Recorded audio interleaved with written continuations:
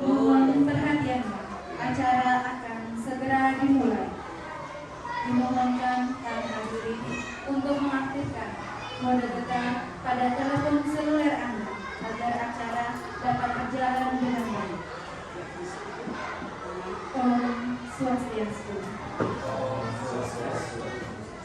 Assalamualaikum warahmatullahi wabarakatuh. Salam Namo Buddhaya. Salam sejahtera bagi kita semua. Rahayu. Yang terhormat Kepala SD Negeri 27 Pemacukan dan yang kami hormati Bapak Ibu Guru SD Negeri 27 Pemacukan. Puja dan puji syukur kami panjatkan kehadiran Tuhan Yang Maha Esa atas berkat rahmat Dialah kita dapat berkumpul pada hari ini, Senin 19 Agustus 2024, bertempat di SD Negeri 27 Pemacukan dalam acara Diseminasi Budaya Positif. Hadirin yang kami hormati, sebelum memasuki acara ini, izinkan saya selaku pembawa acara menyampaikan susunan acara pada hari ini. Yang pertama, pembukaan. 2. Menyanyikan lagu Indonesia Raya. 3. Doa. 4. Sambutan kepala sekolah. 5. Pemaparan materi. Dan terakhir diakhiri dengan penutup. Hadirin yang kami hormati, acara diawali dengan menyanyikan lagu Indonesia Raya. Hadirin dimohon untuk berdiri. Kepada petugas dipersilakan.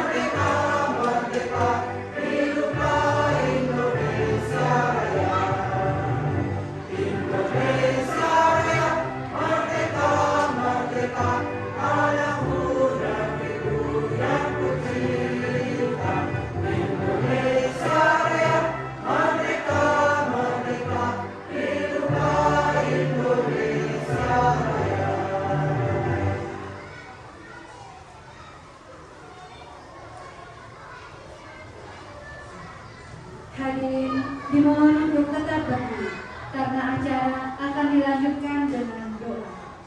Mohon izin untuk yang memimpin doa langsung. Baik teman-teman, untuk mengawali kegiatan kita hari ini, kita berdoa menurut kepercayaan kita masing-masing agar acara hari ini berjalan dengan lancar. Berdoa dulu.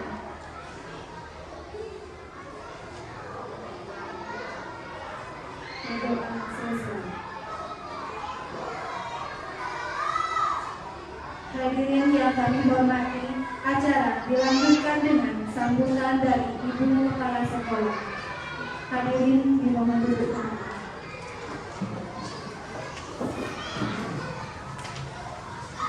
Ada Ibu.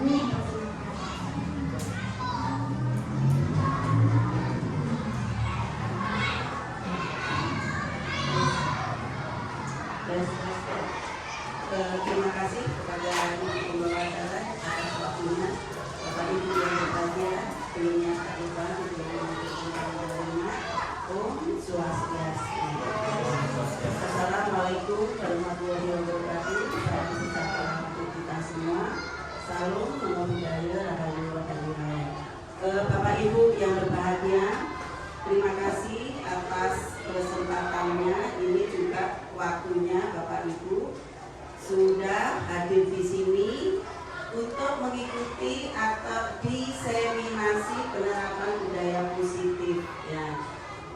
Untuk CDP, masih CDP ya, karena masih tahun ya belum ya. Nah itu yang sekarang Ibu Sagung sama Ibu Gusti Ayu. Yang minta tolong teman-teman, apa yang akan disampaikan oleh teman kita itu semoga menjadi motivasi kita untuk kedepannya lebih baik. Yang jelas namanya positif pasti lebih baik. Nah semoga di samping itu Bapak Ibu yang ada di sini untuk tahun depan bisa mengikuti CGP seperti teman-teman yang lain. Ya, Ibu minta tolong kegiatan hari ini ikutin sampai selesai. Apa yang dipaparkan, apa yang disampaikan, tolong ikut responnya. Ya, semoga CGP kali ini lebih maju, lebih aktif, lebih inovatif, lebih kreatif. Ya, yang jelas kolaborasi dengan Bapak Ibu sekolah lainnya, ibu lainnya. Itu aja yang perlu saya sampaikan. Saya tutup dengan para Santi. Om Santi Santi Santi. Wassalamualaikum warahmatullahi wabarakatuh. Lupa belum buka ya. Iya. Nah, kegiatan diseminasi penerapan budaya positif di SD Negeri 27 Pemecutan hari ini Senin tanggal 19 Agustus 2024 Ibu buka resmi. Tok tok tok. Kembali ke pembawa acara. Silakan.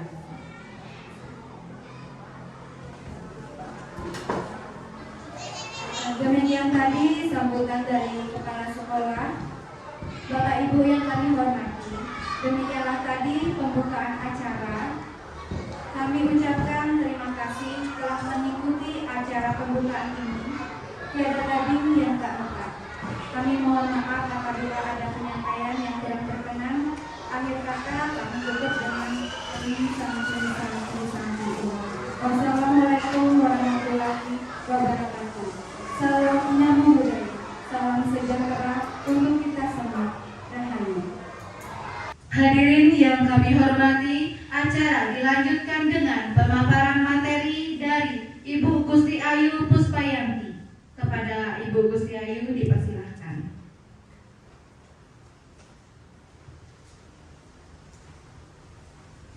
Baik, sebelumnya selamat siang. Selamat siang. Selamat siang. Oke, jadi pada kesempatan hari ini dalam kegiatan diseminasi penerapan budaya positif, izinkan saya menyampaikan beberapa hal. Dalam kesempatan ini mari kita bersama sharing dan juga saling berkolaborasi. Salam dan bahagia, dan tentunya serta saling berkolaborasi untuk menciptakan apa yang memang menjadi tujuan kita bersama. Oke, jadi sebelum saya masuk ke materi ini tidak tegang-tegang, kita akan adakan ice breaking dulu. Jadi ice breaking kali ini yaitu bermain ekspresi. Jadi sebelumnya saya izin nulis dulu.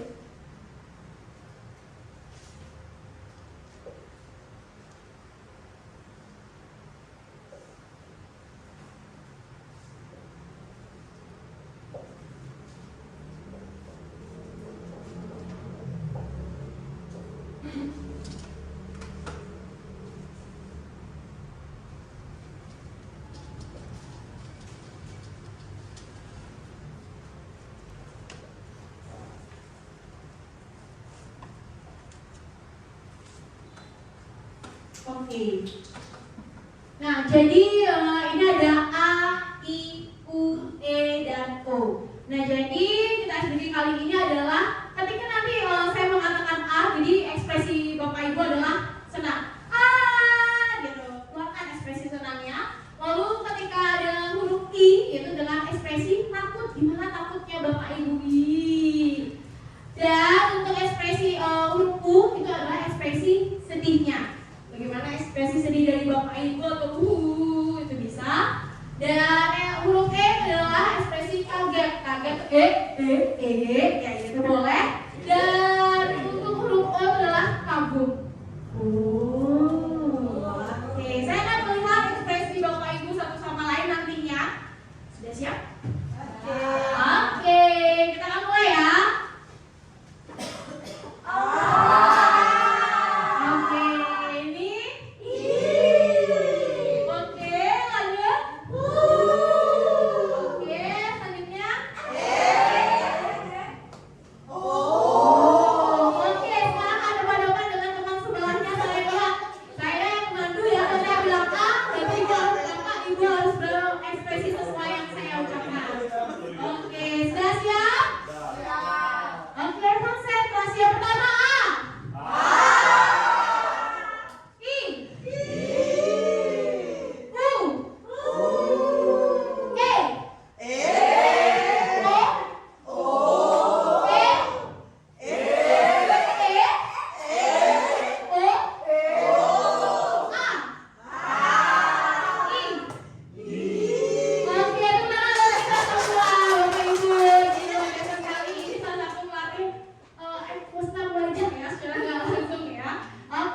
Baik, saya akan lanjutkan ke materi selanjutnya. Oke, pada kesempatan kali ini ada 7 materi yang akan saya bahas, yang kita akan diskusikan juga bersama, yaitu yang pertama adalah perubahan dari paradigma belajar. Lalu yang kedua juga adalah tentang disiplin positif, dilanjutkan dengan motivasi perilaku manusia, dilanjutkan dengan kebutuhan dasar manusia, lalu ada 5 posisi kontrol dalam restitusi, selanjutnya ada segitiga restitusi, dan yang terakhir adalah keyakinan dalam perilaku. Baik. Selanjutnya, kita akan membahas tentang perubahan paradigma belajar. Nah, menurut salah satu pecah pendidikan yaitu Ki Hajar Dewantara, yaitu menyatakan bahwa tujuan pendidikan adalah menuntut segala kodrat yang dimiliki oleh anak dan untuk mencapai keselamatan, kebahagiaan yang setinggi-tingginya sebagai manusia ataupun sebagai anggota masyarakat. Dalam hal ini ada 3 faktor yang menuntut.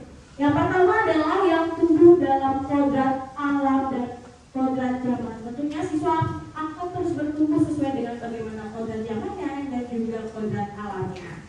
Yang kedua adalah tempat persemaian benih-benih kebudayaan. Biasanya ini terjadi di lingkungan sekolah Bapak Ibu. Dan selanjutnya yang menuntut murid sesuai dengan kodratnya. Ini menjadi tugas kita bersama, menuntut murid sesuai dengan kodratnya, yaitu kodrat alam dan kodrat zaman.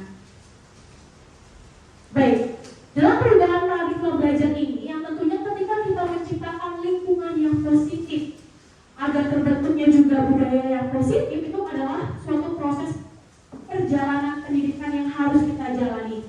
Karena kita ini adalah salah satu tanggung jawab kita sebagai seorang pendidik dan juga sebagai seorang pemimpin dalam proses pembelajaran.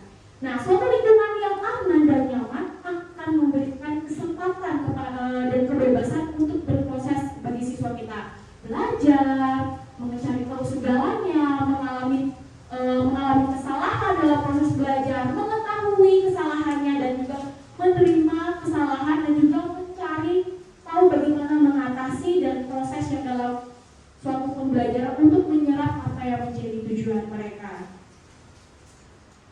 Oke, selanjutnya Bapak Ibu, selain itu apa yang Bapak Ibu bayangkan tentang makna disiplin? Disiplin ini sudah kita terapkan dari kita zaman sekolah ya Bapak Ibu. Nah, ada yang mungkin ingin berpendapat, apa yang Bapak Ibu bayangkan tentang makna disiplin? Oke, baik, silakan Bu Mira.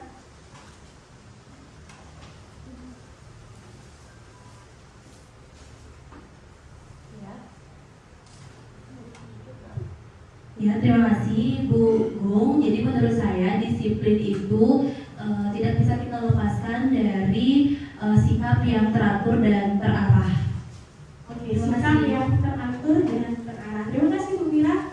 Jadi kita akan lihat bersama-sama. Nah, jadi kebanyakan orang akan menghubungkan kata disiplin dengan tata tertib, peraturan atau kepatuhan dan pada sebuah peraturan.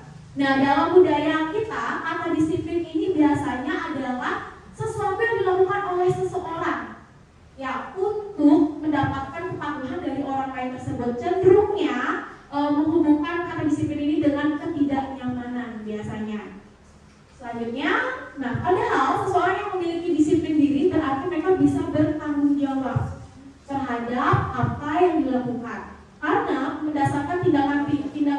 ada nilai-nilai kebajikan universal atau norma yang dianggap positif. Untuk menciptakan disiplin positif tentunya bukan lagi untuk menggunakan hukuman, melainkan dengan pembiasaan positif yang murid yang yakini, yaitu tentang nilai kebajikan.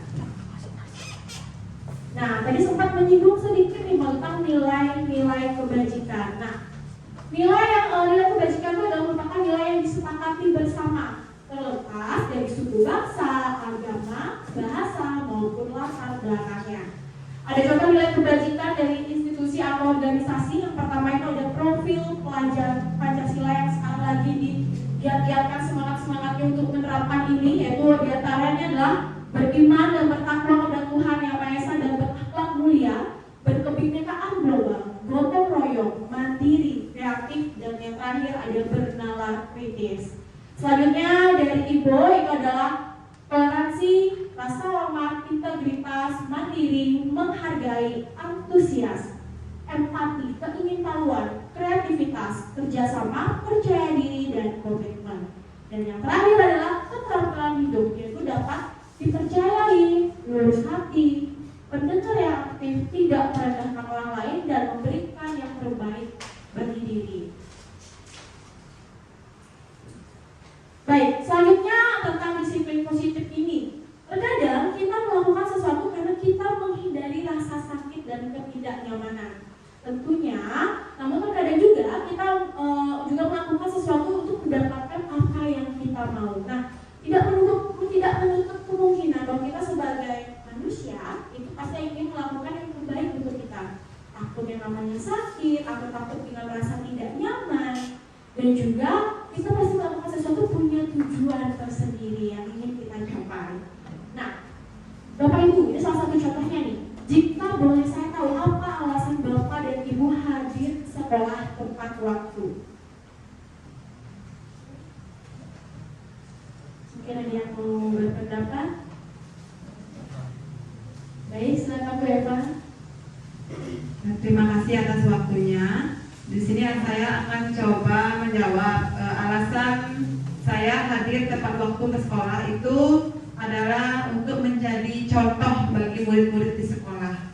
Karena kita kan sebagai guru, jadi kita harus menjadi teladan bagi anak-anak. Di samping itu juga bentuk dari tanggung jawab kita pekerjaan kita. Terima kasih. Baik, terima kasih Bu Eva. Boleh tepuk tangan Bu Eva. Jawabannya luar biasa sekali. Tentunya benar sekali kita sebagai guru menjadi teladan bagi siswa kita dan juga rasa profesionalitas kita. Oke, nah dari pertanyaan tadi itu ada hubungannya dengan motivasi perilaku manusia. Menurut Diana Gosson dalam bukunya itu ada 3 motivasi perilaku manusia. Yang pertama adalah untuk menghindari ketidaknyamanan atau hukuman apa yang akan terjadi apabila tidak melakukannya. Ini termasuk dengan motivasi eksternal. Kadang-kadang kita menghindari ini, contoh misalnya kalau kita terlambat datang ke sekolah, kita ditegur sama atasannya, kita merasa gak nyaman. Ya, kalau ditegurnya secara tersendiri gitu, kalau di depan umum atau ada anak-anak itu akan membuat kita merasa tidak nyaman. Terus yang kedua adalah untuk mendapatkan imbalan dari orang lain atau institusi. Apa yang akan saya dapatkan apabila saya melakukan. Nah, ini bisa reward ya. Kalau kita biasanya kalau kita ngobrol-ngobrol itu ada karyawan terbaik, itu kan pasti ada rewardnya itu, termasuk juga motivasi eksternal. Next, yang ketiga itu adalah untuk menghargai diri sendiri. Saya akan menjadi orang yang seperti apa bila saya melakukan itu. Nah, ini motivasi internal. Ini yang perlu kita tingkatkan dalam diri kita, yang kita asah dalam diri kita, yaitu untuk menghargai diri kita sendiri. Oke, nah jadi tugas kita adalah menciptakan murid-murid yang memiliki motivasi internal, yang membangun dan menghargai dirinya sendiri. Nah, murid akan berlaku sesuai dengan nilai-nilai kebajikan karena keinginannya sendiri, bukan karena paksaan atau karena iming-imingan imbalan dari kita, tapi kesadaran dalam dirinya. Nah, murid akan datang ke sekolah tepat waktu karena ingin menghargai dirinya sendiri, bukan karena takut dengan peraturan atau karena ingin mendapatkan pujian atau takut mendapatkan hukuman.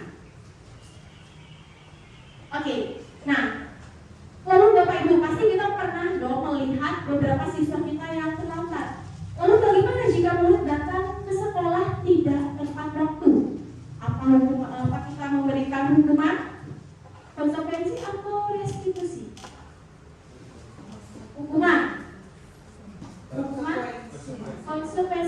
contohnya kalau konsekuensi seperti apa? Contoh yang kita berikan konsekuensi, mungkin Bapak Ibu sudah menerapkan apa itu? Kesepakatan. Oke, kesepakatan antara kita dengan siswa kita. Kalau hukuman, apakah ada yang masih memberikan hukuman kepada siswa kita jika terlambat? Spontanitas. Oke, mungkin dengan keterlambatan yang agak sedikit berlebihan ya atau keterlaluan ya baru kita memberikan. Nah, bagaimana dengan restitusi? Apa yang Bapak tahu mungkin tentang restitusi? Belum. Oke, berarti kita baru sampai di hukuman dan konsekuensi yang kita lakukan di lapangan.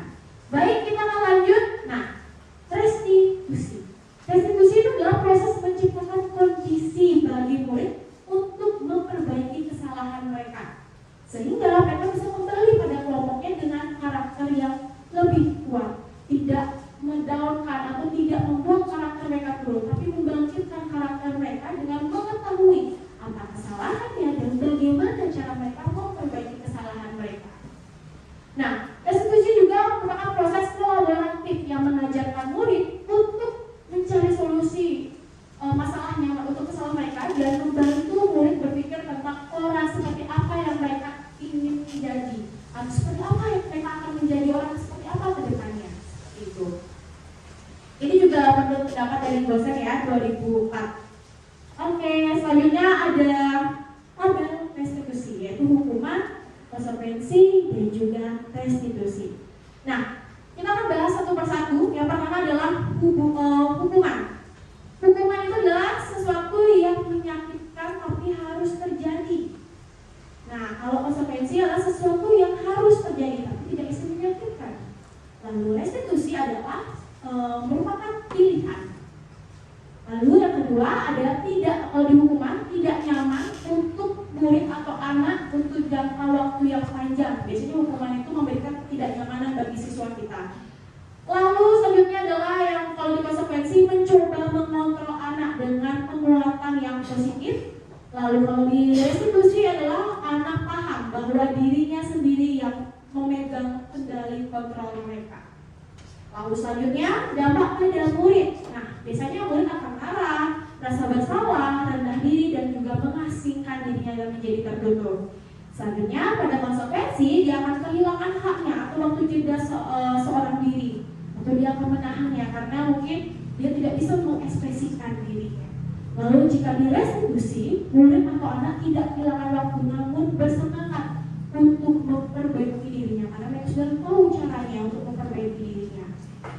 Lalu selanjutnya kalau di hukuman tiba-tiba hukuman itu dilakukan secara tiba-tiba, tadi seperti kata Pak Lurah, spontan biasanya, lalu tidak diharapkan atau sangat melukai. Lalu kalau di konsekuensi sudah diketahui dan tentunya masuk akal karena sudah disepakati seperti yang tadi dikatakan juga. Dan kalau di restitusi berupa undangan untuk mengadakan restitusi, istilahnya itu mengadakan pendekatan kepada siswa, kita nego-nego lah kepada siswa, saling bertukar pikiran gitu. Selanjutnya kalau hukuman itu dibuat oleh guru, satu arah saja, guru saja. Lalu kalau di konsekuensi itu dibuat oleh guru dan siswa juga. Lalu kalau di restitusi itu dibuat oleh murid, jadi siswa yang sadar pada restitusi. Lalu selanjutnya pada hukuman, biasanya menyakitkan, guru menjalani konsekuensi dengan menyalahkan, mengkritik, menyindir, merendahkan. Lalu kalau di konsekuensi membantu guru menyatakan peraturan, melakukan peringatan dan menerapkan konsekuensinya. Lalu kalau di restitusi yaitu menguatkan, guru menyebutkan keyakinan kelas, membimbing kerangka acuan berpikir restitusi murid dan anak. Jadi lebih memfasilitasi ya kalau di restitusi ini. Oke, nah selanjutnya nih di dalam sudah ada tugas perbedaan antara hukuman dan konsekuensi. Nah tentunya di sini ada tindakan gurunya dan ada hukuman atau konsekuensinya. Seperti apa hukuman dan konsekuensinya? Oke, kita akan mulai dari pertanyaan yang pertama. Mencatat 100 kali di dalam buku dengan kalimat "Saya tidak akan terlambat lagi" kepada siswa yang terlambat sekolah. Kira-kira ini hukuman atau konsekuensi? Hukuman. Oke, kita tahan dulu jawabannya. Oke, selanjutnya pertanyaan yang kedua.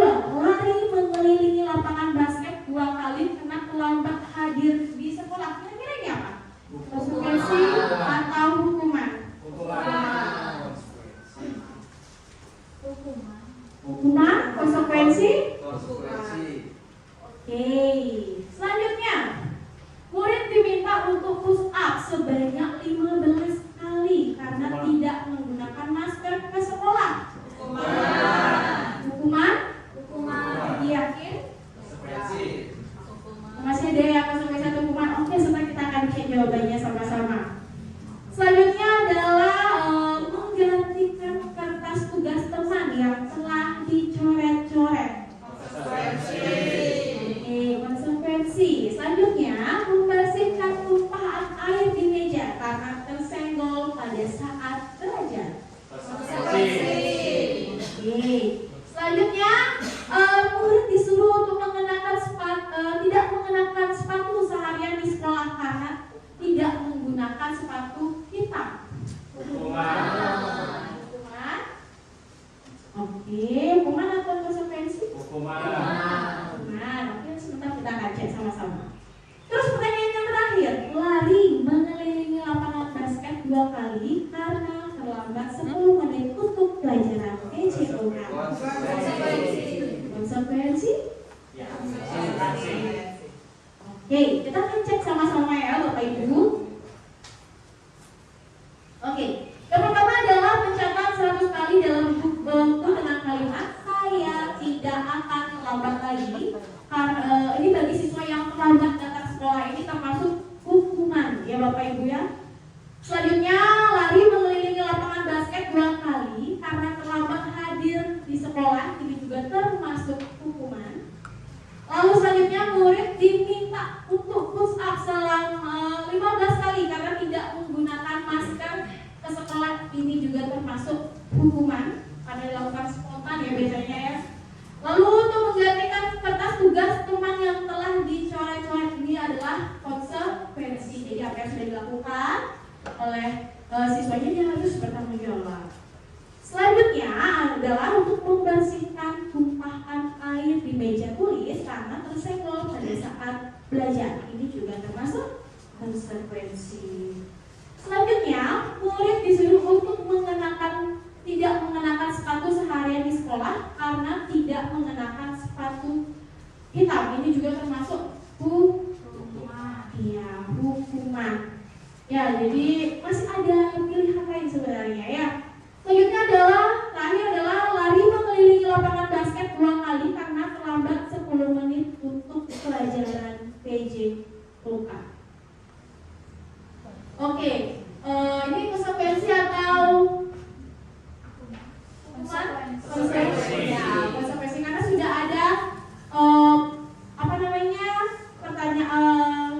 perjanjian. Ya, oke. Nah, dari sampai di sini dulu kira-kira ada yang mau ditanyakan terkait sampai di sini? Mungkin masih bingung apa sih bedanya konsekuensi dengan hukuman? Sudah ya? Oke. Nah, selanjutnya adalah ciri-ciri dari restitusi.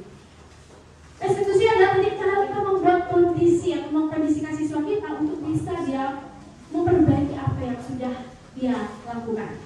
Yang pertama adalah restitusi ini bukan untuk menebus kesalahan, namun untuk belajar dari kesalahan. Cenderungnya kita sebagai guru kadang-kadang tanpa sadar kita memaksa siswa kita untuk menebus kesalahannya, bukan membuat mereka sadar dengan kesalahannya. Ketika kita hanya membuat mereka berpikir menebus kesalahannya saja, itu mereka akan terpikir ulangin aja besok juga hukumnya gitu lagi, gitu. Jadi nggak akan sadar mereka. Itu yang pertama cirinya. Terus yang kedua adalah restitusi itu memperbaiki hubungan, membuat siswa kita menjadi dekat dengan kita dan tidak takut dengan kita. Kadang dengan cara menghukum atau konsekuensi siswa kita menjadi takut dengan kita. Jadi dia nggak berani dekat dengan kita dan kita membuat juga pelanggaran-pelanggaran yang dibuat oleh siswa kita. Selanjutnya, restitusi itu pengeluaran, bukan paksaan. Jadi ada 2 orang yang saling memberikan interaksinya, bukan satu anak, bukan hanya guru saja yang mendikte, tapi ada masukan dari siswa dan juga gurunya. Restitusi menuntut untuk melihat ke dalam dirinya. Nah, selanjutnya juga restitusi mencari kebutuhan kebutuhan dasar yang mendasari tindakannya. Yang keenam, restitusi restitusi diri adalah cara yang paling baik. Selanjutnya, restitusi fokus pada karakter bukan pada tindakan. Pembentukan karakter yang difokuskan dari misalnya tanggung jawab, disiplin, habis itu toleransi dan lain-lainnya. Jadi fokusnya ke karakter bukan ke tindakan saja. Yang kedelapan adalah restitusi fokus pada solusi. Bukan sibuk mencari siapa yang benar, siapa yang salah, tapi fokus bagaimana menyelesaikan permasalahan tersebut. Lalu yang kesembilan, restitusi mengembalikan murid yang berbuat salah pada kelompoknya. Nah, demikian ada 9 ciri-ciri dari restitusi. Oke, tadi salah satu ciri restitusi adalah mencari kebutuhan dasar yang mendasari sebuah tindakan. Nah, ternyata kebutuhan dasar manusia itu ada 5. Di mana yang pertama adalah kebutuhan bertahan hidup. Adalah kebutuhan yang bersifat fisiologis untuk bertahan hidup, misalnya kesehatan, rumah, dan makan. Yang kedua, kasih sayang dan rasa diterima. Yang ketiga ada penguasaan. Ini kebutuhan pengakuan atas kemampuan. Lalu yang keempat, kebebasan, kebutuhan akan pilihan. Dan yang terakhir adalah kesenangan, yaitu kebutuhan untuk merasa senang. Oke, nah ini bisa ada beberapa soal tentang kebutuhan dasar manusia. Nah, Bimo, seorang anak TKB, selalu berlari keluar kelas menuju jalan raya di depan sekolahnya yang ramai dengan kendaraan. Tingkahnya membuat gurunya Bu Ani itu bingung dan sering kali lari mengejarnya. Ada beberapa kemungkinan jawaban yang diberikan untuk Bimo. Identifikasikan kebutuhan yang ingin dipenuhi oleh Bimo. Jika respon Bimo seperti di kolom sebelah kiri ini. Nih, aku senang main kejar-kejaran dengan ibu guru, seru. Nah, kira-kira dari kebutuhan dasar manusia, Bimo ini yang mana ya? Termasuk penguasaan kah? Kebebasan, atau cinta dan kasih sayang, atau kesenangan? Kesenangan? Iya. Oke, saya mau satu pendapat nih. Kenapa bisa memilih kesenangan? Kenapa enggak kebebasan? Ini kan mulai lagi bebas. Kenapa kesenangan? Boleh satu orang untuk menyampaikan pendapatnya? Kenapa kesenangan? Kenapa enggak kebebasan? Kenapa enggak cinta dan kasih sayang? Dia kan udah lihat sama bu gurunya, berarti dia sayang sama bu gurunya. Saya nggak boleh. Ya, terima kasih. Jadi kalau saya di sini ingin memberi jawaban tentang kebutuhan dasar yang diinginkan oleh Bimo, yaitu kesenangan. Jadi kenapa saya memilih kesenangan? Dari kata-kata jawaban yang dia berikan sendiri itu adalah aku senang memain kejar-kejaran dengan bu guru, seru gitu dia bilang. Jadi itu saya mengasumsikan kalau itu yang dia inginkan adalah kebutuhan dasar yang ingin dia dapatkan itu adalah kesenangan. Terima kasih. Terima kasih keluarga, boleh kemudian sekali lagi keluarga. Ya, jadi kebutuhan untuk merasa senang. Jadi yang dirasakan oleh Bimo adalah dia merasa senang ketika dia kejar-kejaran sama bu gurunya, walaupun bu gurunya capek gitu misalnya ya. Jadi dia senang. Oke, jawabannya ya benar sekali. Dia senang. Oke, pertanyaan selanjutnya ada Dinda. Nah, Dinda seorang anak kelas 3 SD. Begitu tiba di rumah sepulang dari sekolah, Dinda ini menangis dan mengadu pada ibunya bahwa dia benci pada Bu Rani, gurunya. Nah, menurut Anda, kebutuhan yang berusaha dipenuhi oleh Dinda jika jawabannya seperti ini? Ibu guru bilang, aku tidak boleh bersenandung sewaktu mengerjakan tugas. Katanya kelas itu harus tenang, tidak ada suara. Kan nggak seru jadinya. Nah, kira-kira ini kebutuhan dasar yang mana ya untuk Dinda? Kebebasan? Oke. Ada lagi pendapat yang lain? Atau mungkin ada yang berpendapat selain pemenang? Kalau pemenang kan kebebasan. Nih, kalau yang lain? kesenangan mungkin. Kalau ini suka bersiul-siul, mungkin merasa senang, nyaman. Ya, dan relax belajar misalnya. Oke, ada yang lain mungkin?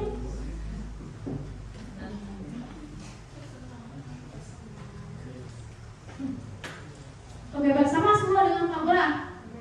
Kebebasan. Boleh saya minta satu pendapat nih, kenapa pilih kebebasan? Kak Bora ya, tadi ngomong kebebasan ya. Boleh nih Kak Bora kasih pendapat satu tentang kebebasan. Baik, terima kasih atas waktunya Bu Ayu. Untuk masalah ke argumen tadi, saya milih kebebasan. Kenapa? Di dalam yang dibilang dari si Dinda, Ibu Guru bilang aku tidak boleh senandung sewaktu mengerjakan tugas. Katanya kelas harus tenang, tidak ada suara dan kan nggak seru jadi. Nah di sini dalam artinya saya memilih kebebasan. Si Dinda ini merasa dia kayak kurang bebas dalam menyampaikan kegiatan menjawab dari soal-soal dari ibunya seperti dengan cara bersenandung. Dia merasa nyaman, merasa tenang dalam menjawab pertanyaan-pertanyaan atau apa yang dilakukan oleh si Dinda tersebut. Ya. Oke, terima kasih Pak Mura. Boleh bersama lagi untuk orang luar biasa sekali. Jadi namanya kebebasan kita akan lihat jawabannya benar atau tidak. 1, 2, 3. Kesenangan. Ya, kenapa kesenangan bukan kebebasan? Nah, kenapa? Karena yang tentunya dia merasa senang dengan bisa bersenandung. Sama sih mungkin kalau kita lihat anak-anak kita kalau belajar. Ya, kalau belajar misalnya pasti kan tegang tuh, mereka kadang-kadang nggak relax kan. Kalau melakukannya mereka senang, pastinya happy. Iya, benar. Jadi ketika dia merasa happy, dia senang dalam proses pembelajaran itu juga membuat dia relax ketika belajar. Jadi untuk kesenangan ya. Oke, selanjutnya kita akan masuk ke restitusi 5 posisi kontrol. Nah, restitusi adalah proses tadi menciptakan kondisi bagi murid untuk memperbaiki kesalahan mereka, ya, dan sehingga mereka bisa kembali pada kelompok mereka dengan karakter yang lebih kuat. Dan tentunya restitusi ini juga merupakan proses kolaboratif yang mengajarkan murid untuk mencari solusinya dalam masalah yang mereka hadapi dan juga membantu murid berpikir tentang orang seperti apa yang mereka ingin jadi. Nah, ini juga bagaimana mereka harus memperlakukan orang lain. Ini menurut dosen tahun 2004. Selanjutnya dalam restitusi 5 posisi kontrol. Ada 5. Yang pertama adalah penghukum. Seorang penghukum bisa menggunakan hukuman fisik maupun verbal. Ya, jadi kalau fisik mungkin coba bangun, push up. Tapi kalau verbal kadang-kadang kamu ini masa gini aja nggak bisa. Gitu bisa itu sudah ya marah-marah. Kamu nih ribut aja kamu aja. Gitu itu juga termasuk ucapan dari verbal. Bisa diam nggak? Gitu misalnya juga termasuk verbal. Nah, selanjutnya yang kedua adalah pembuat merasa bersalah. Pada posisi ini biasanya guru akan bersuara lebih lembut. Ya, dia memang istilahnya membuat siswanya merasa ya bersalah dan kena mental gitu biasanya ya. Pelan-pelan tapi kena gitu. Oke, selanjutnya yang ketiga adalah teman.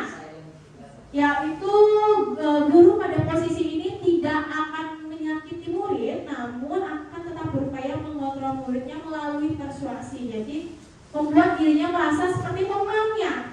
Jadi kan kadang-kadang ya sama ibu kan sama ibu kan gitu. Jadi membuat mereka kita membuat diri kita menjadi temannya mereka.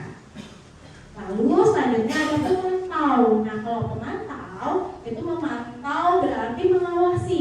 Pada saat kita mengawasi, kita bertanggung jawab atas perilaku orang-orang yang kita awasi sebagai pemantau. Selanjutnya yang terakhir adalah posisi di mana guru berbuat sesuatu bersama dengan murid, mempersilahkan murid dan mempertanggungjawabkan perilakunya dan mendukung murid agar dapat menemukan solusi atas permasalahannya sendiri.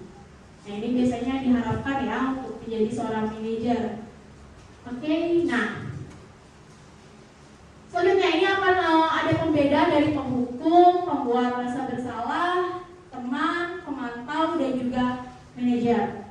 Yang pertama adalah guru berbuat. Ketika dia sebagai penghukum, dia akan menghardik, menunjuk-nunjuk, menyakiti, dan menyindir. Nah, kalau pembuat rasa bersalah, dia akan berceramah dan mengatakan seharusnya ibu kecewa. Tuh, kalau teman dia akan membuatkan alasan-alasan untuk muridnya biasanya. Jadi ya, guru yakin kamu bisa, gitu. Kayak dibuat yakin siswanya dengan beberapa alasan-alasan yang sesuai. Kalau pemantau itu menghitung dan mengukur. Selanjutnya kalau manajer mengajukan pertanyaan-pertanyaan yang sesuai dengan permasalahan yang dihadapi oleh siswa. Selanjutnya kalau guru berkata, itu penghukum itu adalah kalau kamu tidak melakukannya, awas ya, rasakan. Gitu. Itu kalau kamu bentuk. Tapi kalau pembuat rasa bersalah, kamu seharusnya sudah tahu kan, ibu lelah sekali mengatakan ini. Ibu stres. Masa kamu nggak ngerti sih maksud ibu? Habis itu selanjutnya, kalau di posisi teman, ayolah lakukan ini demi ibu. Masa kamu tidak mau? Tidak ingat ibu pernah membantu kamu? Gitu. Jadi seperti itu. Kalau pemantau, apa peraturannya? Tanyain langsung apa peraturannya. Kalau manajer, apa yang kita yakini? Apa yang bisa kau kerjakan untuk memperbaiki masalah ini? Oke, selanjutnya kalau untuk hasilnya, hasil bagi kita menerapkan penghukum itu adalah memberontak, menyalahkan orang lain dan berbohong. Kadang-kadang kalau tanpa kita sadari, mungkin Bapak Ibu juga pernah melihat ketika kita tanya, siapa yang buat ini bro? Wah bro, ini bro saya disuruh sama ini, gitu misalnya. Kan otomatis dia akan mulai mencari alasan itu akibat dari karena mereka sudah takut ke mindset bahwa mereka akan menjadi kita akan menghukumnya gitu, kan belum ngapa-ngapain, hanya aja gitu. Nah, selanjutnya adalah menyembunyikan, menyangkal, dan berbohong. Nah, ini yang membuat siswa kita kadang-kadang karena kita menyalahkan mereka, mereka juga mencari alasan untuk membela dirinya secara langsung. Ya, jadi dia akan menyangkal dan melakukan kebohongan-kebohongan juga. Kalau teman menjadi ketergantungan. Ketergantungan di sini misalnya kayak kita berbiasa sama anaknya ini, tapi kita nggak mau bantu anaknya ini. Kok ibu gitu sih nggak mau bantu saya? Jadi dia akan apa-apa ketergantungan sama kita. Selanjutnya adalah pemantau. Pemantau adalah menyesuaikan diri bila diawasi. Nah, siswa kita akan menyesuaikan diri nih bila diawasi. Misalnya guru tinggal sebentar ya, gitu. Misalnya kita tinggal ini terus kita bangkingin dari jendela, bisa tinggalnya di mana? Yang kita lihat dari jendela, guru ngomong ya, nah itu kayak pemantau ya. Jadi mereka akan menyesuaikan diri bila diawasi. Gitu.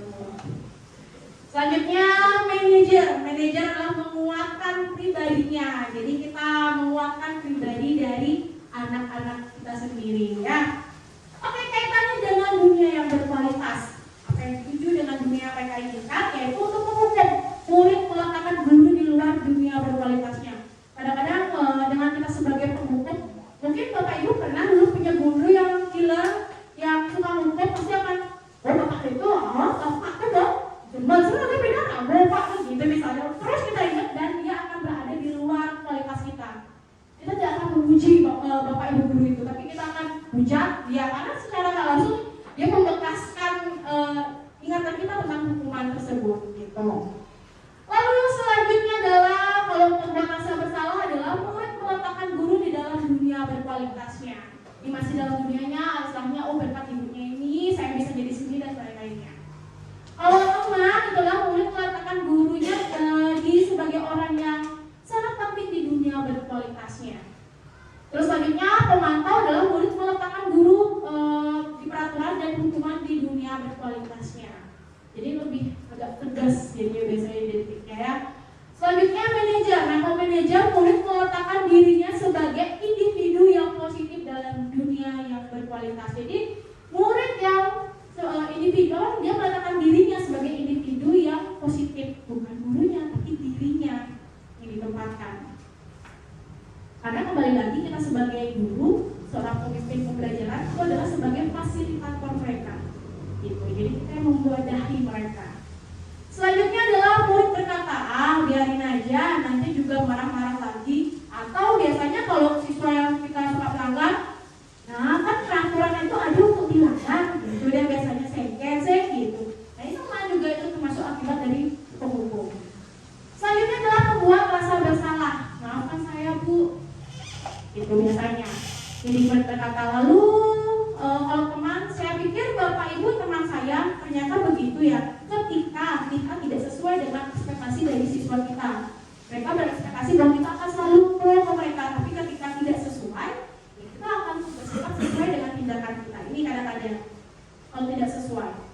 Selanjutnya kalau pemantau, berapa banyak bintang yang saya harus peroleh, berapa halaman yang harus saya tulis. Nah, biasanya seperti itu kalau pemantau lebih tegas dia.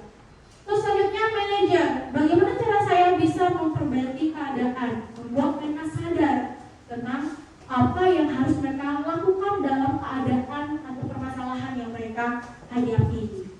Lalu yang terakhir, dampak pada murid, mengulangi kesalahan, jelas, karena sudah pasti mereka akan, karena mereka tidak sadar, tapi mereka akan mengulang terus karena mereka takut untuk sadar gitu. Jadi mereka akan mengulang lagi. Dan selanjutnya adalah membuat rasa bersalah adalah merasa rendah diri. Lalu kalau teman adalah lemah, tidak mandiri dan tergantung. Lalu kalau di pemantau menitipkan pada sanksi atau hadiah untuk dirinya. Lalu kalau manajer mengevaluasi diri, bagaimana cara memperbaiki dirinya. Nah di sini dia tahu lah bagaimana mengevaluasi dirinya, lalu apa yang dia harus lakukan, jika dia lakukan ini bagaimana hasilnya dan lain. Oke. Nah, sini ada beberapa pertanyaan dan kita akan kita akan kelompokkan yang mana penghukum, pembuat rasa bersalah, teman, pemantau, bahkan manajer. Siap Bapak Ibu? Oke, yang pertama, saya kecewa sekali dengan kamu. Ya, rasa bersalah ya, pembuat rasa bersalah. Ada yang punya pendapat lain? Nggak, oke, satu suara. Next, kamu tidak pernah benar melakukannya. Penghukum, tadi saya mendengarkan bisikan-bisikan yang berbeda. Apa? Selain penghukum? Rasa bersalah dan penghukum. Oke, nanti kita akan cek di jawabannya ya. Selanjutnya, ayolah lakukan demi ibu. Oke, kita kan bestie ya, benar-benar. Kita kan bestie ya. Apa yang coklat bro ya. Oke. Selanjutnya adalah apakah kamu mau mendapatkan stiker bintang hari ini? Oke, selanjutnya bagaimana kamu bisa menyelesaikan masalah ini? Manajer. Terakhir, kamu selalu yang paling terakhir. Penghukum apa pembuat rasa bersalah? Oke, kita akan cek bersama-sama jawabannya dan ini dia. Oke, pembuat rasa bersalah benar sekali. Lalu kamu tidak pernah benar melakukannya adalah penghukum. Ayolah lakukan ini demi ibu. Benar jawabannya sebagai aman. Lalu ada apakah kamu mau mendapatkan stiker bintang hari ini? Pemantau. Lalu bagaimana kamu bisa menyelesaikan masalah ini? Manajer. Dan terakhir kamu selalu yang paling terakhir adalah penghukum. Oke, nah sebelum masuk speaking lagi nih. Jadi dalam 5 kontrol restitusi ini, restitusi 5 posisi kontrol ini, apakah kita harus menjadi yang manajer? Harapannya iya Bapak Ibu. Tapi apakah kita tidak boleh menjadi seorang pemantau? Teman, pembuat rasa bersalah atau penghukum? Boleh saja, tergantung bagaimana kondisi dari siswa kita. Kita observasi dulu siswa kita, apa yang menjadi permasalahannya, apa yang menyebabkan mereka melakukan Itu bisa, nggak harus memang harus manajer, tapi diharapkan bisa mencapai posisi sebagai manajer gitu ya. Kurang lebih seperti itu Bapak Ibu. Oke. Nah, selanjutnya kita akan ice breaking, kita akan goyang-goyang sedikit biar lebih relax karena ada 2 materi lagi setelah ini. Jadi boleh minta bantuannya Ibu. Boleh berdiri? Oke, kita akan goyang ini bukan dance. Ini goyang ayam gitu ya.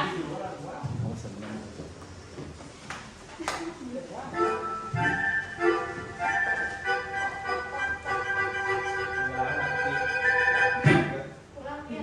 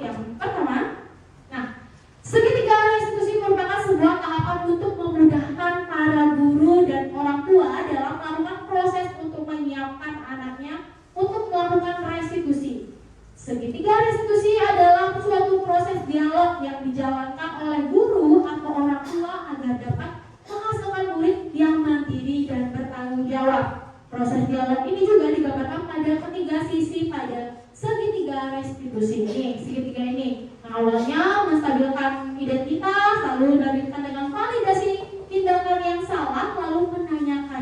keyakinannya. Kita lanjut. Yang pertama adalah menstabilkan identitas. Nah, untuk membuat anak yang merasa gagal karena berbuat salah menjadi positif terhadap dirinya, biasanya Bapak Ibu guru boleh sambil berkata seperti ini. Berbuat salah itu hal yang manusiawi. Ada. Yang kedua, tidak ada manusia yang sempurna. Lalu Bapak Ibu juga pernah buat salah, atau misalnya kita pasti bisa menyelesaikan permasalahan ini. Bapak Ibu tidak tertarik untuk mencari tahu siapa yang benar, siapa yang salah, tapi Bapak Ibu lebih tertarik untuk menyelesaikan masalahnya. Lalu selanjutnya adalah kalau kamu menyalahkan dirimu sendiri terus menerus, apakah kamu bersikap baik pada dirimu sendiri? Itu adalah contoh untuk dalam menstabilkan identitas. Yang pertama adalah membuat mereka untuk yakin tentang identitas mereka terlebih dahulu, membuat mereka nyaman sebelum kita mengulik apa permasalahan yang sedang dihadapi oleh siswa kita. Oke, selanjutnya ada validasi tindakan yang salah. Nah, membantu murid mengenali basic need atau kebutuhan dasar yang ingin dipenuhi ketika melakukan kesalahan itu. Pada dasarnya, setiap tindakan manusia tujuannya adalah memenuhi kebutuhan dasarnya. Apakah itu penguasaan, kebebasan, kasih sayang, dan rasa terima, kesenangan, dan juga atau bertahan hidup. Nah, biasanya ini yang kayak tadi 5 kebutuhan dasar ini yang mendasari kadang-kadang. Kenapa anak kita mengalami permasalahan atau melakukan tindakan yang tidak sesuai gitu misalnya, karena ada faktor kebutuhannya. Apakah dia mencari kesenangan atau untuk kebebasan mereka atau cinta dan kasih. Kadang juga ada siswa kita yang kurang mendapatkan perhatian, dia mencari perhatiannya di lingkungan sekolah, misalnya dia kurang di rumah, misalnya dia mencari perhatian misalnya dengan berbuat yang tidak baik atau mengganggu temannya untuk mendapatkan perhatian dari gurunya. Nah, ada beberapa tips nih kata-kata untuk gurunya ya. Yang pertama adalah kamu bisa aja kan melakukan hal yang lebih buruk, tapi kamu tidak melakukannya. Itu yang pertama. Yang kedua, kamu pasti punya alasan mengapa melakukannya. Yang ketiga, apa yang penting bagimu. Lalu selanjutnya, kamu boleh tetap berusaha menjaga sikap itu, tapi tambahkan sikap yang lain yang baru. Lalu selanjutnya, maukah kamu belajar yang lain untuk mendapat yang kamu butuhkan tanpa harus memukul? Lalu, apakah kamu bisa melakukan dengan lebih baik besok lagi? Nah, jadi memvalidasi tindakan yang salah. Ya, jadi contohnya seperti ini. Contoh misalnya, kamu bisa aja kamu melakukan yang lebih buruk, tapi kamu tidak melakukan. Membuat mereka untuk menyadari, memvalidasi apa yang sudah mereka perbuat. Nah, sehingga hal tersebut kita bisa deh masuk untuk menanyakan keyakinannya. Nah, anak melihat kesalahannya dihubungkan dengan norma sosial dan nilai-nilai yang mendasari manusia berinteraksi dengan orang lain. Untuk menanyakan keyakinannya nih, salah satu guru kata-katanya biasanya adalah kata-katanya apa nilai yang kita percaya di kelas atau di sekolah kita. Nilai-nilai universal apa yang telah kita sepakati. Selanjutnya, kelas yang ideal itu seperti apa sih? Atau misalnya boleh kayak gini juga, kamu ingin jadi anak seperti apa? Atau apa yang kamu rasakan ketika kamu melakukan itu? Kamu menjadi orang yang seperti apa? Nah, pelajar dia untuk menanyakan keyakinan. Mungkin salah satu contoh yang sering kita lakukan adalah menanyakan keyakinan dari kelas satu sekolah kita. Oke, dan ini salah satu contohnya yang sudah saya terapkan di sekolah tentang penerapan segitiga restitusi dengan menggunakan juga 5 posisi kontrol yang ada. Salah satunya adalah manajer.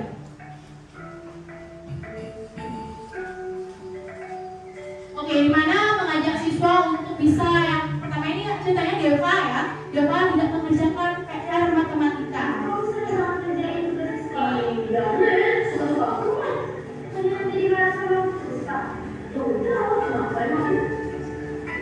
Deva, kamu sudah mengerjakan PR itu? Kamu belum mengerjakan PR? Iya.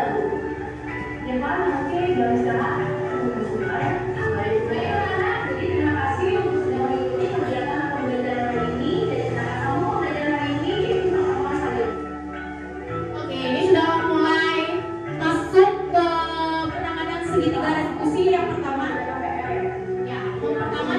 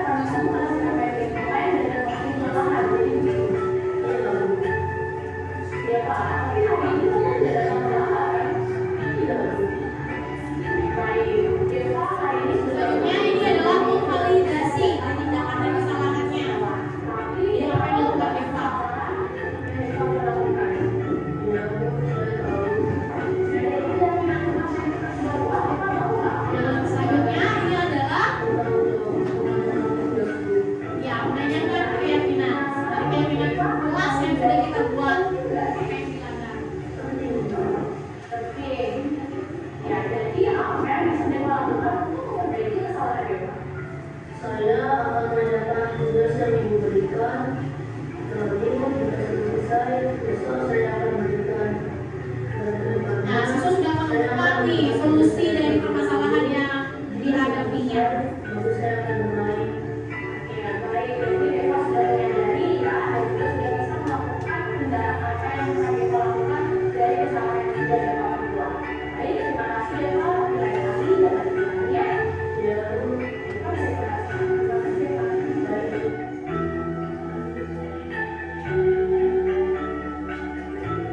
Oke, nah tadi adalah salah satu penerapan dari segitiga restitusi yang mungkin yang sudah saya lakukan di sekolah untuk memecahkan atau membantu siswa dalam memecahkan permasalahannya.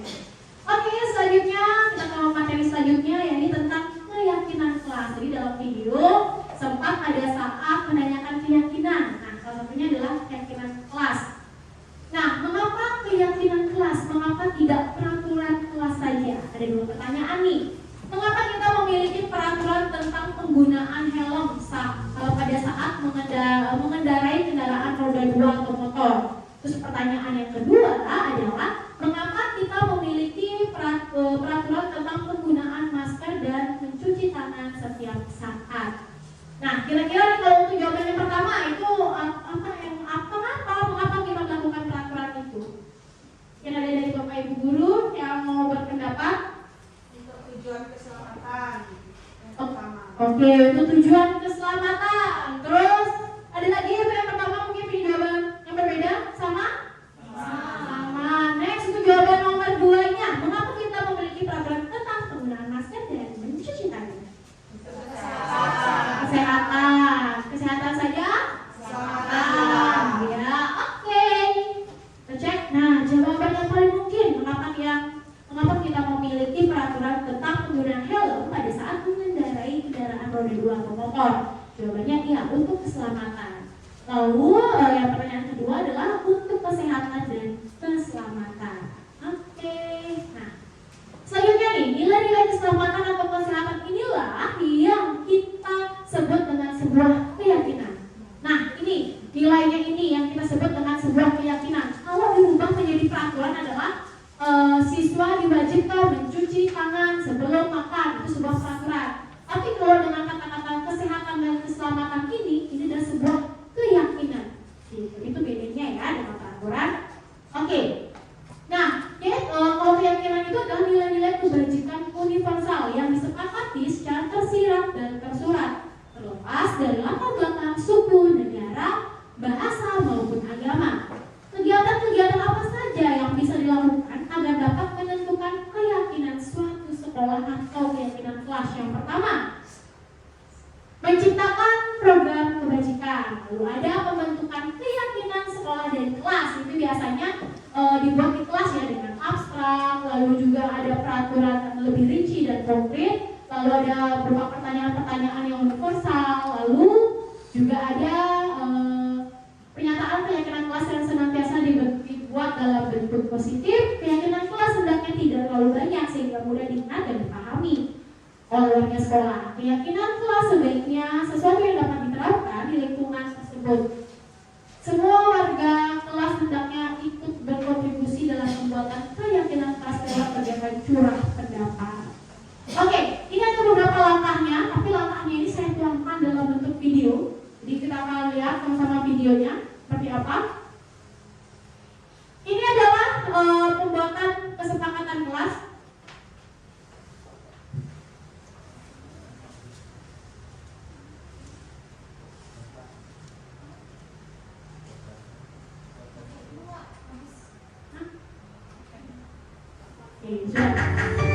Nah, pembuatan kesepakatan kelas ini diawali dengan menyampaikan pendapat atau peraturan yang mereka ketahui.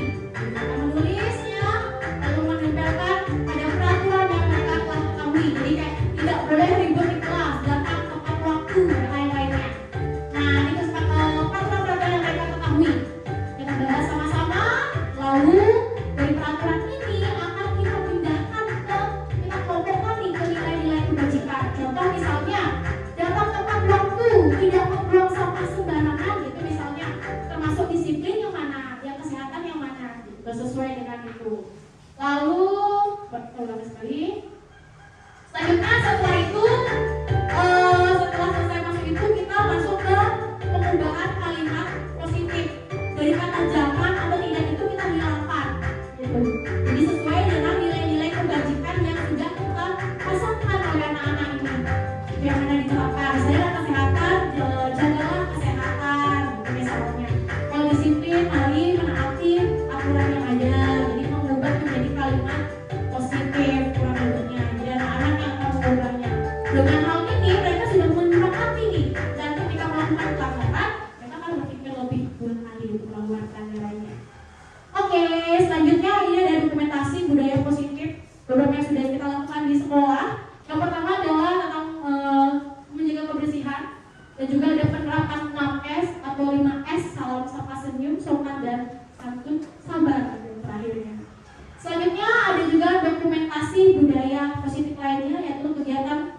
kesembahyangan yang kita lakukan setiap harinya, lalu kegiatan senam juga.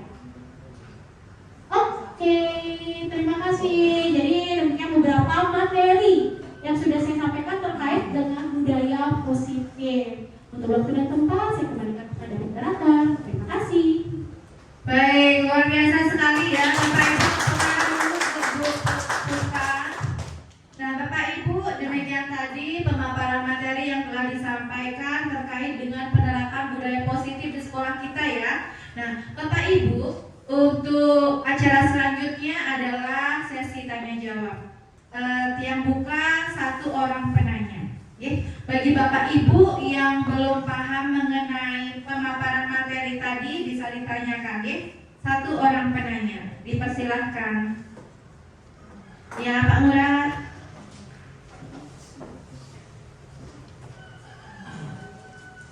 Baik, terima kasih atas waktunya untuk untuk di sini saya bertanya dari materi yang sudah dipaparkan. Nah, bagaimana cara menerapkan budaya positif dalam artian kedisiplinan, di mana murid yang pada saat ini kebanyakan melanggar disiplin itu sendiri. Baik, itu aja yang ditanyakan. Mohon diberikan Baik Pak Murad, untuk Bu Puspa silahkan ditanggapi. Oke, baik, terima kasih Pak Murad pertanyaannya. Jadi terkait dengan pelanggaran disiplin dari siswa-siswa kita, biasanya apa sih yang menyebabkan seperti itu ya? Pertama, sesuai dengan yang sudah dapat dipaparkan tadi adalah kebutuhan dasar manusia. Mungkin ada beberapa hal kebutuhan dasar yang ingin mereka penuhi, kebebasan, kesenangan, lalu juga penguasaan. Jadi mereka ingin diakui seperti itu. Nah, mungkin dari beberapa itu yang mereka ingin penuhi, salah satunya adalah tindakan yang mereka lakukan mungkin salah satunya melanggar tindakan disiplin itu. Jadi mendapatkan perhatian dari gurunya. Juga mungkin mereka kurang mendapatkan perhatian di rumahnya sehingga mereka mencari perhatian itu. Jadi ini ada hubungannya dengan kebutuhan dasar manusia. Baik, terima kasih Pak Luna.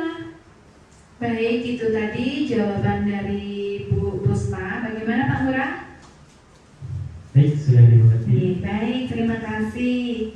Bapak Ibu, luar biasa sekali ya diskusi kita hari ini terkait budaya positif. Nah, Bapak Ibu, untuk acara selanjutnya adalah kegiatan refleksi. Jadi kita merefleksikan kegiatan diseminasi budaya positif hari ini. Bagaimana perasaan Bapak Ibu?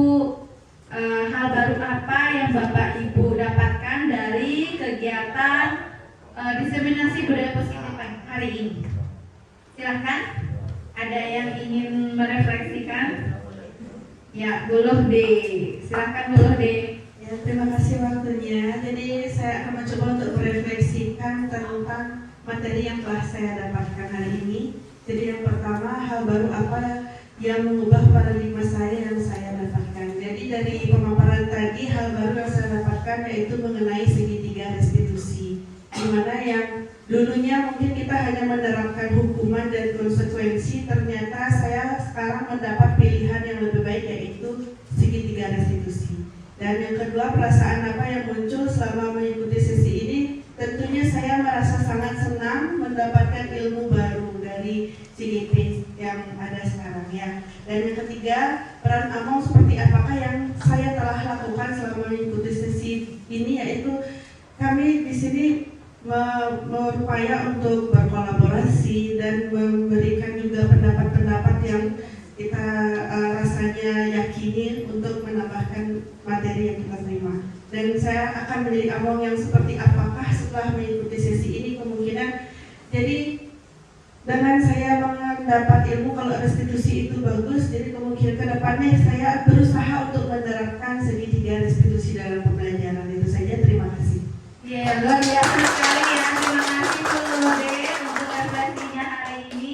Nah, Bapak Ibu, demikian tadi pemaparan diseminasi budaya positif yang telah disampaikan oleh Bu Gusti Ayu Puspa, dan tiba kita di acara penghujung yang terakhir Bapak Ibu. Nah, akhir kata saya ucapkan Parama Santi. Om Santi Santi Santi Om.